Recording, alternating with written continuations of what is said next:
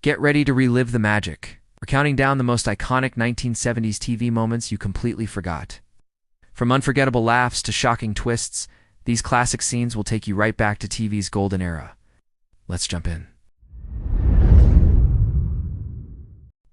Remember all those innocent 70s sitcoms you grew up loving? What if I told you there were shockingly dark secrets, bizarre behind-the-scenes drama, and unbelievable hidden details lurking just beneath the surface? Prepare to have your nostalgic view shattered when I reveal the jaw-dropping truths about your favorite classic shows. Number 1. Three's Company almost got pulled before it started. When Three's Company first premiered in 1977, executives thought the show's plot, one man living with two women, was far too scandalous for American television. They were convinced audiences would boycott it. What they didn't expect was the exact opposite. The pilot episode became a massive hit, drawing in over 20 million viewers, instantly silencing critics who thought it would fail. The show didn't just survive, it thrived for 8 seasons, proving that America was ready for riskier comedy even when it came wrapped in slapstick misunderstandings. Number 2. The Brady Bunch was never a ratings hit. It's hard to imagine now, but The Brady Bunch was never a top 10 show during its original run from 1969 to 1974. In fact, it barely cracked the ratings charts at all. The show only became iconic years later once reruns started airing daily, and kids who had never seen it in prime time suddenly couldn't get enough of it.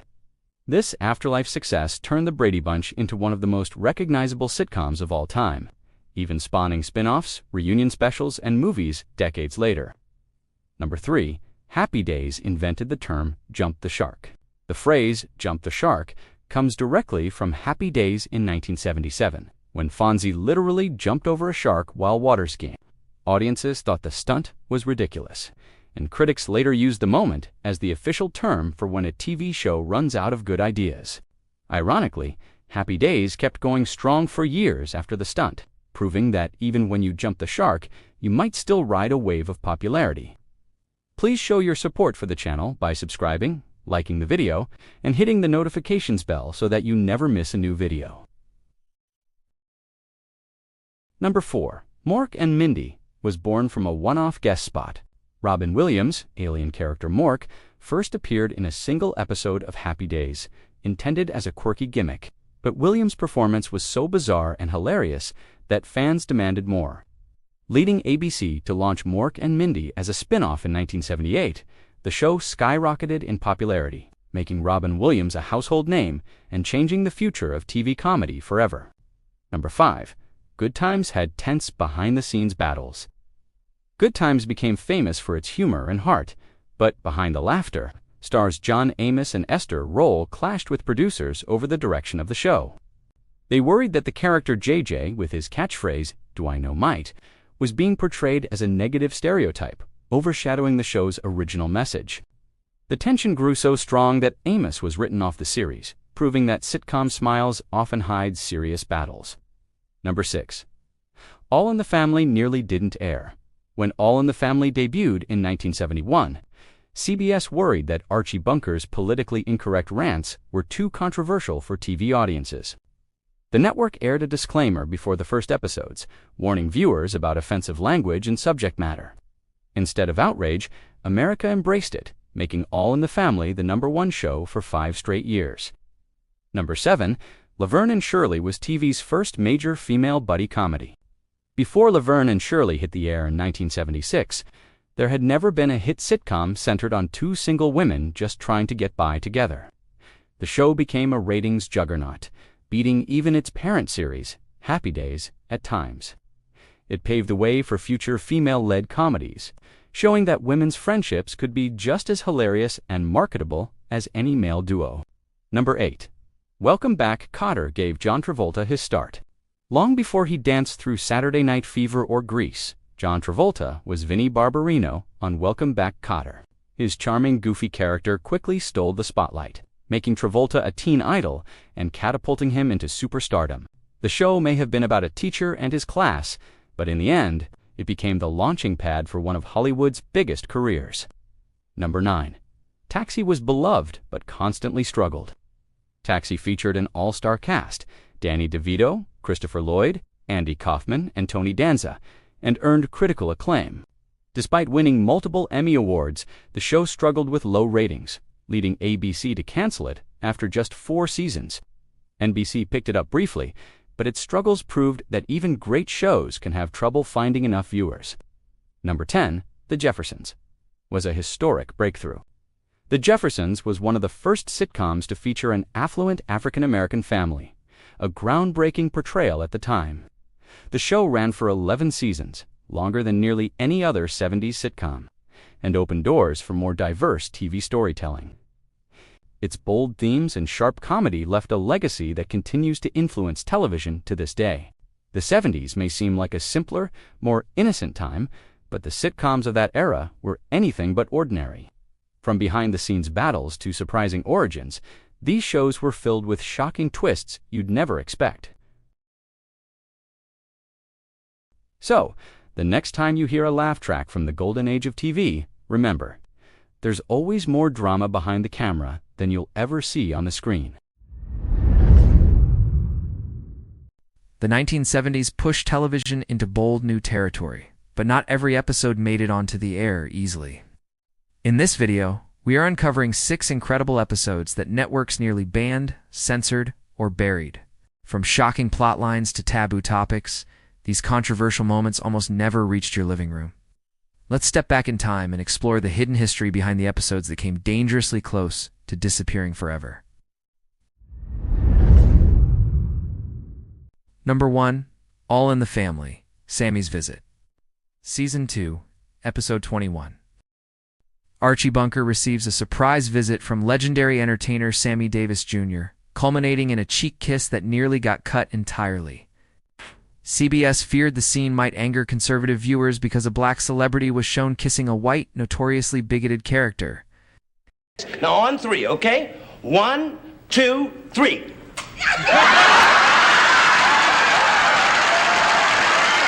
Executives labeled it physical contact with racial implications and considered removing it, worried it might make Archie appear too sympathetic.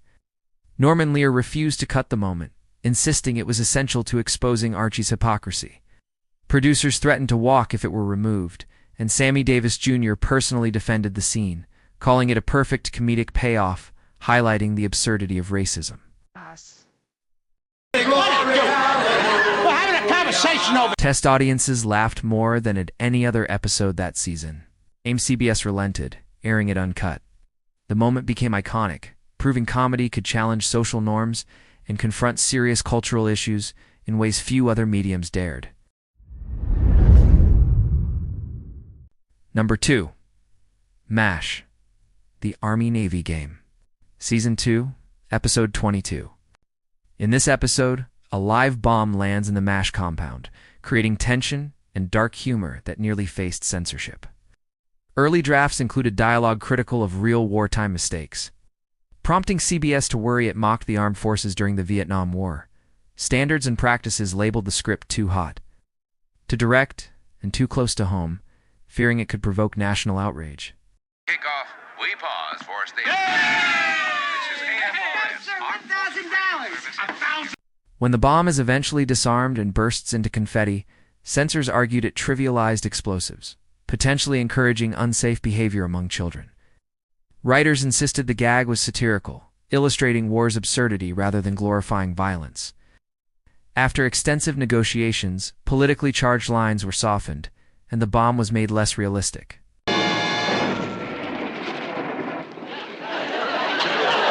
CBS monitored the episode closely, but it aired successfully, balancing tension, humor, and anti-war commentary. Fans loved it immediately, and it became a prime example of how MASH pushed networks to embrace satire while carefully navigating censorship restrictions.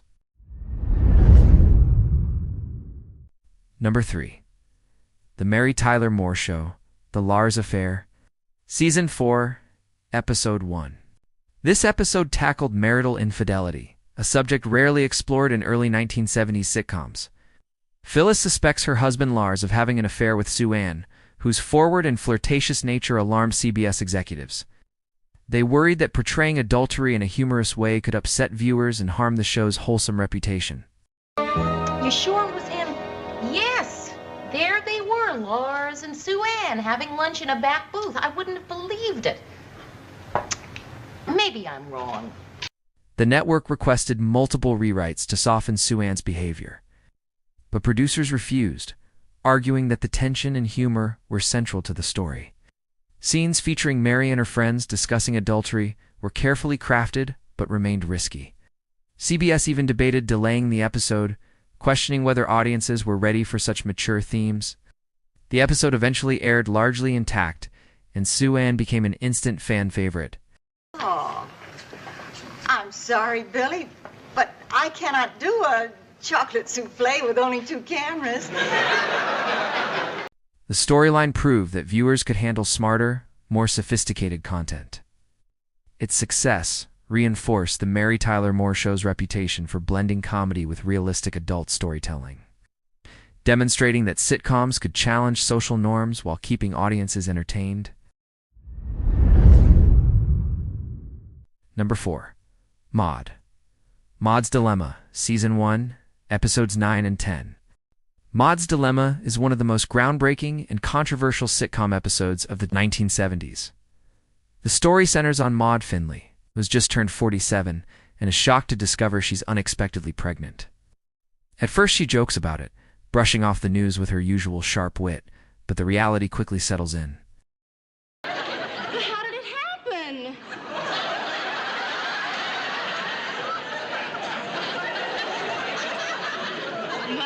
Mother, you're 47 years old. Walter's 49. This is no time to be having a baby.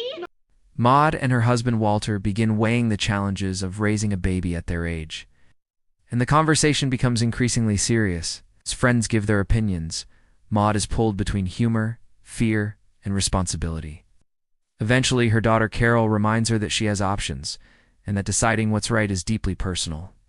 Give me this. You don't have to think that way anymore. It's legal now. You know, she's right. It's legal in New York State. You better give that a thought. I have given. After much soul-searching, Maude chooses to have an abortion, decision handled with surprising honesty and sensitivity for network television at the time. The episode sparked national debate, but it remains a landmark moment for its fearless exploration of women's autonomy and choice. Number 5. The Jeffersons. Sorry. Wrong Meeting, Season 7, Episode 14. Sorry. Wrong Meeting is one of the boldest episodes in The Jeffersons, confronting racism head-on in a way that made CBS extremely uneasy. The story begins when George, eager to address rising crime in his building, mistakenly attends what he believes is a tenant's safety meeting. To his shock, the gathering turns out to be a covert Ku Klux Klan recruitment meeting. Thank you, Stan. Friends, we have a serious problem on our hands. There are undesirables around us. Matters escalate when a Klansman later suffers a medical emergency during the meeting, forcing George to decide whether to help a man who openly despises him. George ultimately performs CPR and saves his life, only to receive hostility and ingratitude in return. However, the Klansman's son is deeply moved and rejects the hateful ideology. Billy, go find help, quick. Right. CBS considered delaying or softening the episode due to concerns over depicting the KKK in a sitcom, but producers insisted on its message. The episode aired and became a standout example of courageous, socially relevant television. Number 6. Barney Miller. Discovery Season 1, Episode 8. In this groundbreaking episode, the precinct encounters a case involving the extortion of a gay man, introducing one of the first sympathetic gay characters on network television. ABC censors were deeply nervous about airing the storyline, fearing backlash from conservative audiences and potential advertiser boycotts. He was never brought to the precinct because he had to buy his way out for $50. Standards and practices scrutinized each line of dialogue, questioning whether references to homosexuality were appropriate for prime time, and some executives even suggested rewriting or softening the story entirely. The show's writers and producers pushed back, insisting that the episode was a socially responsible portrayal of a marginalized community and that humor could coexist with thoughtful storytelling. This is enemy territory. Don't be ridiculous. These are my friends. When it finally aired, the episode was praised for its honesty and sensitivity. Highlighting Barney Miller's commitment to tackling taboo subjects, Discovery stands as a landmark example of 1970s television courage, proving that sitcoms could confront real-world social issues while still entertaining audiences. These 6 controversial episodes pushed boundaries the networks weren't ready for. Yet each one made television history by daring to go further. Which episode surprised you the most?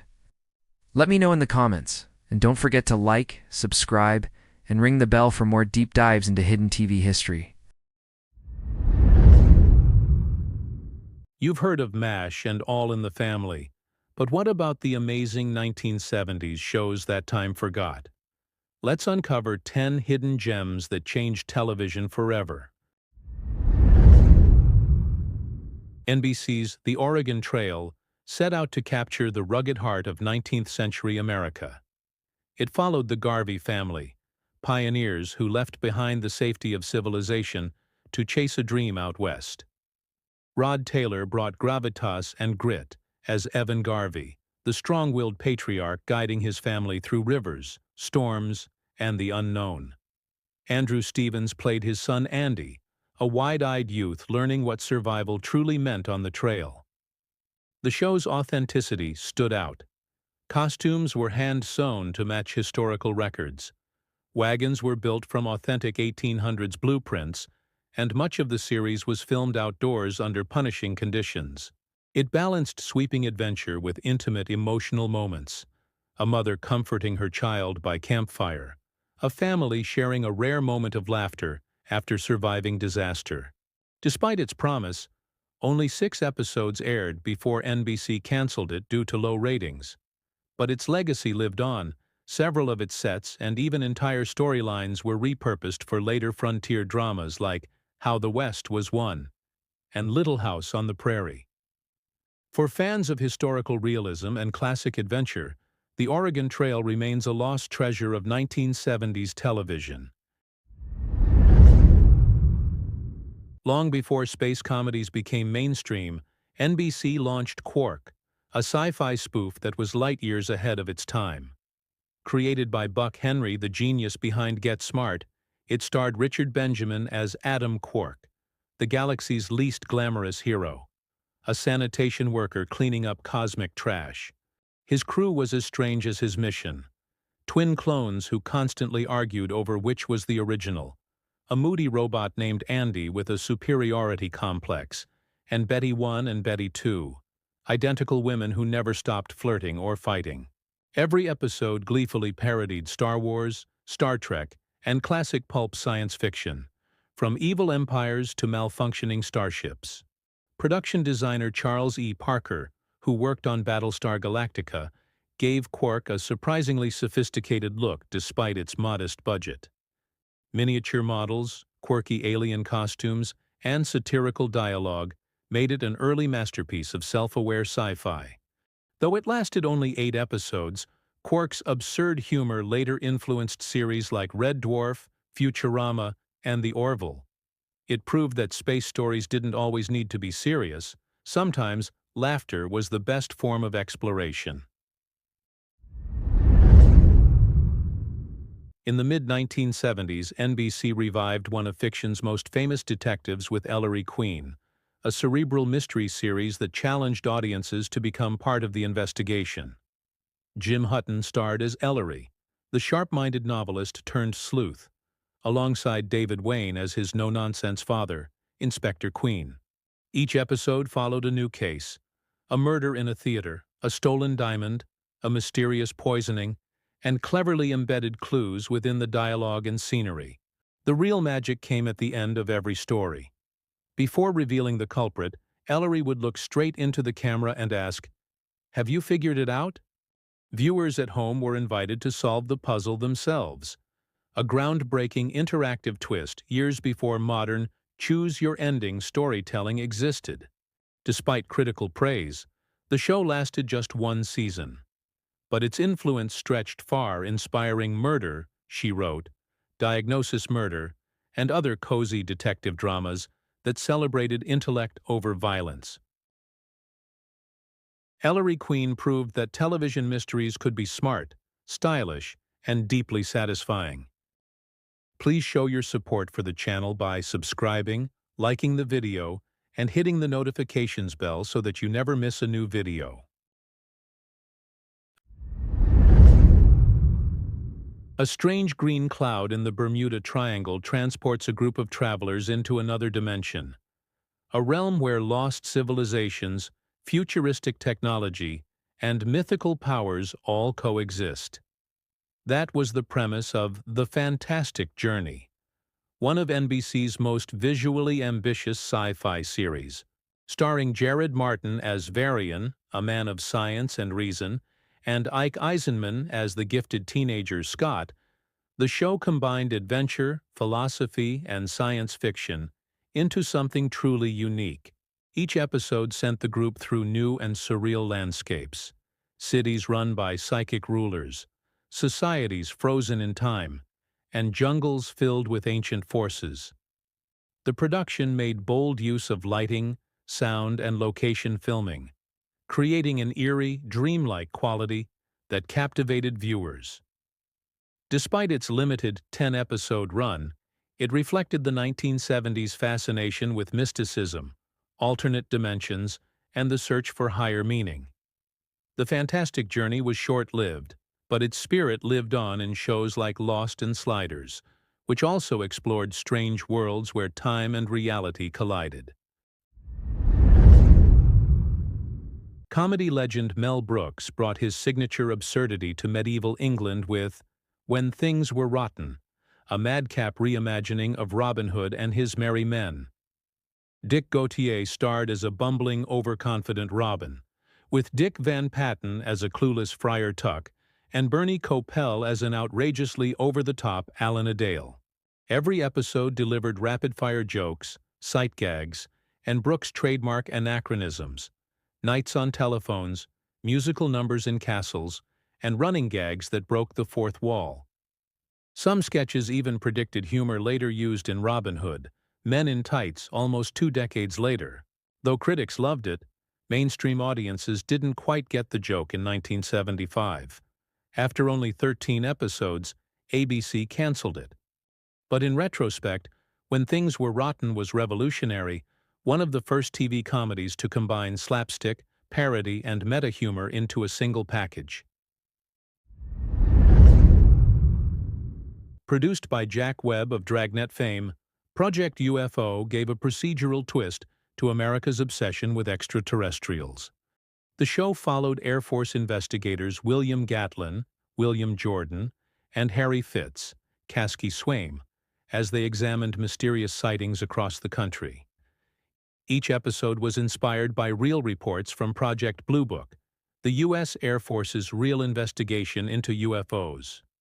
Viewers saw a mix of suspenseful reenactments, tense interrogations, and eerie visual effects recreating unexplained lights and saucers in the sky.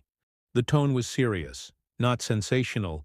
Webb wanted to ground the show in realism, mirroring Dragnet's "just the facts" style.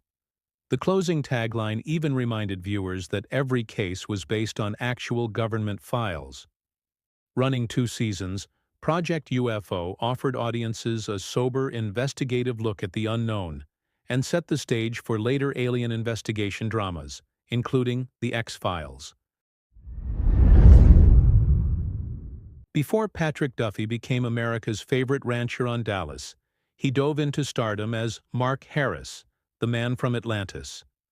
Harris was a mysterious man with webbed hands and feet, superhuman swimming speed, and the ability to survive deep underwater. Rescued by a team of scientists after washing ashore, he joined their research foundation while searching for answers about his origins. The show combined science fiction with ecological awareness, exploring the dangers of pollution, deep-sea exploration, and the fragile balance of nature. Its underwater cinematography was groundbreaking for its time, filmed in massive tanks with custom-made camera housings to capture extended diving sequences. The series aired 17 episodes and 4 original TV movies, earning a dedicated fan base and cult status overseas. The Man from Atlantis wasn't just a sci-fi adventure. It was one of television's first shows to promote environmental consciousness through storytelling. Also known later as Black Sheep Squadron, this World War II adventure series starred Robert Conrad as real-life flying ace Greg "Pappy" Boyington. Set in the South Pacific, it followed a squadron of misfit pilots who defied military order, but delivered results where it mattered: in the air. The series combined thrilling aerial dogfights with moments of humor, camaraderie, and personal drama. Authentic aircraft were used in flight sequences, choreographed by stunt pilot Art Scholl, whose work brought realism and energy to every battle. Beyond the action, the show was about loyalty, about men who didn't fit the mold but found purpose through courage and brotherhood. Although it lasted just 2 seasons, Black Sheep developed a devoted following in syndication and influenced later military dramas like Tour of Duty and Jag. Based on James Gunn's novel The Immortals, this ABC series starred Christopher George as Ben Richards, a man whose blood held the secret to eternal youth. After a billionaire discovers Richard's gift, he becomes a fugitive, hunted by those who would kill to harness his blood. Each episode played out like a high-stakes chase, with Richards narrowly escaping capture while reflecting on the curse of immortality. The show mixed suspense, science fiction, and human drama, exploring deep questions. What would eternal life cost? Would it be a blessing or a burden?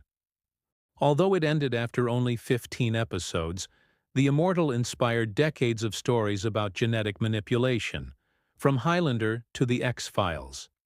It was a show that dared to blend pulp adventure with moral philosophy, a rare feat for primetime TV. Few shows from the 1970s have had as much lasting influence as Kolchak, the Night Stalker. Darren McGavin played Carl Kolchak, a relentless Chicago reporter who uncovered the dark, supernatural secrets lurking in plain sight. From vampires and zombies to shapeshifters and demons, Kolchak faced monsters no one else believed in, all while battling skeptical editors and city officials who thought he was crazy. The show's tone was a perfect blend of journalism and supernatural horror, creating a tense, eerie atmosphere with clever writing and inventive special effects. Though it only lasted 1 season, Kolchak became a cult phenomenon.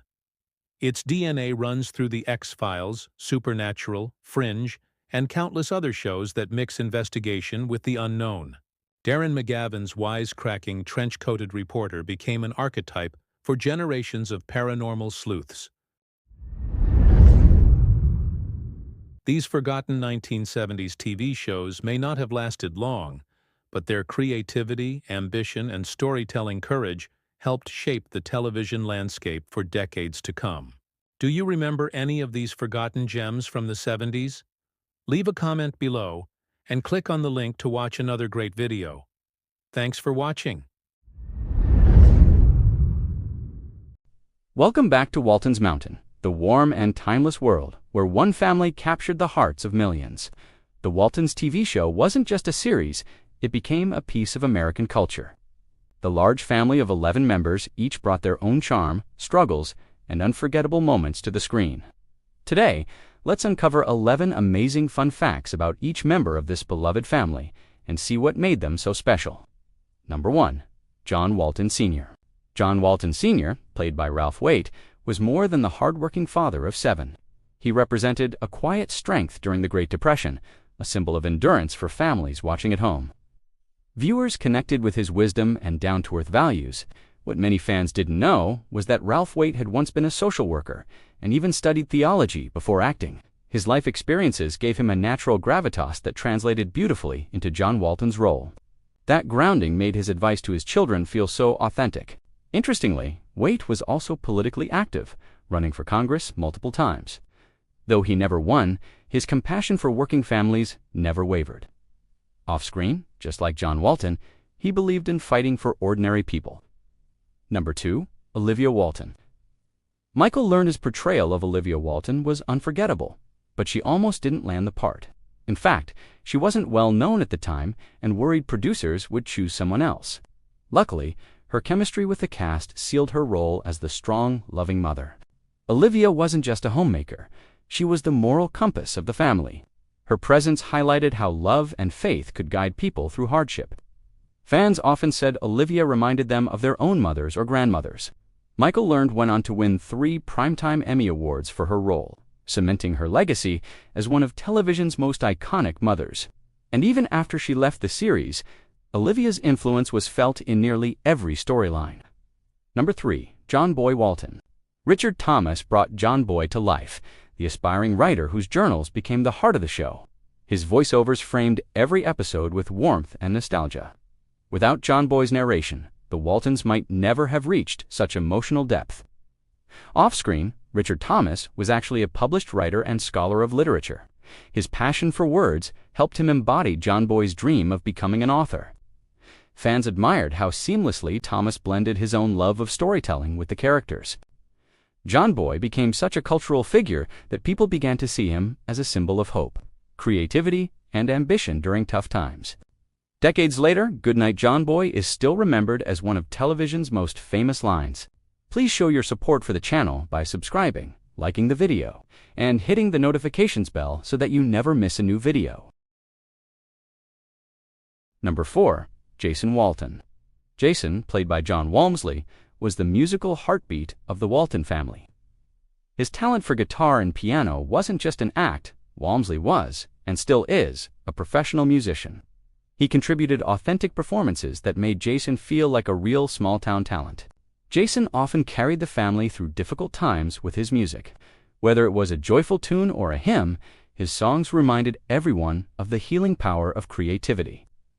That authenticity made Jason stand out from other TV brothers of the era. John Walmsley went on to perform with music legends like Richard Marx and Roger Daltrey, proving his talent was more than television magic. His career bridged the gap between Hollywood and the concert stage. Number 5. Mary Ellen Walton. Judy Norton played Mary Ellen, the spirited daughter who wanted more than small-town life. She dreamed of becoming a nurse and broke stereotypes of the 1930s woman on television. Fans admired her independence and fiery personality. Judy Norton, who played Mary Ellen, surprised fans when she became an accomplished athlete, excelling in skydiving and even competitive sports, showing her adventurous side off-screen. Mary Ellen became one of the most inspiring Waltons, showing that daughters could have big ambitions and chase their dreams even during tough times. Number 6. Erin Walton. Erin, portrayed by Mary Elizabeth McDonough, was the sensitive middle daughter, often caught between dreams and reality. She embodied the struggles of growing up, with a gentle spirit that resonated with many fans. What many didn't know was that McDonough struggled with body image during the show's run. Constant attention and the pressures of Hollywood took a toll on her self-esteem, a battle she later spoke about openly in her memoir. Her bravery in sharing those struggles made her an advocate for young women facing similar pressures. Erin's story, both on and off-screen, became one of resilience and self-discovery. Number 7. Ben Walton. Ben Walton, played by Eric Scott, was the mischievous, adventurous son. He often found himself in trouble, but always came back to the love of his family. Audiences related to his youthful energy and his determination to prove himself. Eric Scott's real-life story was just as dramatic. After his acting career slowed, he faced hardships, including financial struggles and the tragic loss of his first wife. But like his character, he persevered and eventually became a successful businessman. Ben Walton's arc showed that mistakes are part of growing up. His mix of humor and heart gave the show some of its most relatable and lighthearted moments. Number 8. Jim Bob Walton. Jim Bob, played by David W. Harper, was the family's dreamer and mechanic. He loved flying and tinkering with machines, representing the curiosity of a young boy in a small town. Harper's portrayal was so convincing because he shared that same love of aviation in real life. After the Waltons ended, he largely stepped away from acting, but never lost his fascination with airplanes and technology. Fans often saw Jim Bob as the every boy of the series, a reminder that dreams could carry you beyond the mountains, even if you started in the humblest of places. Number 9. Elizabeth Walton. Connie Cotler, who played Elizabeth, grew up on the show as the youngest Walton child. Audiences got to watch her grow from a little girl into a young woman right before their eyes. Cotler's life after the Waltons was just as inspiring. She became a teacher and later founded her own school, dedicating herself to education and shaping young lives. That mirrored Elizabeth's sense of innocence and hope. Fans loved Elizabeth because she symbolized the future, the youngest branch of the Walton family tree, full of possibilities and new beginnings. Number 10. Grandma Esther Walton. Grandma Esther, played by Ellen Corby, was the backbone of wisdom on the mountain. With her sharp tongue and tender heart, she gave advice that often cut straight to the truth. Ellen Corby's story was remarkable. In 1976, she suffered a major stroke that nearly ended her career. Yet, with determination, she returned to the show, her recovery written into Grandma's storyline. It inspired millions watching at home. Her resilience turned Grandma Esther into more than just a character. She became a symbol of survival and courage, both on screen and off. Number 11. Grandpa Zeb Walton. Grandpa Zeb, played by Will Geer, was the playful and loving soul of the family. His humor and warmth gave balance to the serious times, and his bond with John Boy was especially memorable. What fans didn't know was that Will Geer had been blacklisted in Hollywood during the 1950s for his political activism. Instead of giving up, he created a theater in California that celebrated free expression and nature. Grandpa Zeb's passing on the show mirrored Geer's real-life death, and his absence left a deep hole in the series. But his legacy of laughter, love, and resilience lives on in the hearts of fans. The Waltons wasn't just a TV series. It was a family that audiences felt they truly knew. Each of the 11 members brought their own dreams, struggles, and unforgettable moments to the screen, teaching us about love, resilience, and hope. Their stories continue to resonate across generations, reminding us of the power of family through good times and bad. And perhaps that's why, even today, when we hear those famous words, "Good night, John Boy," we still feel at home on Walton's Mountain.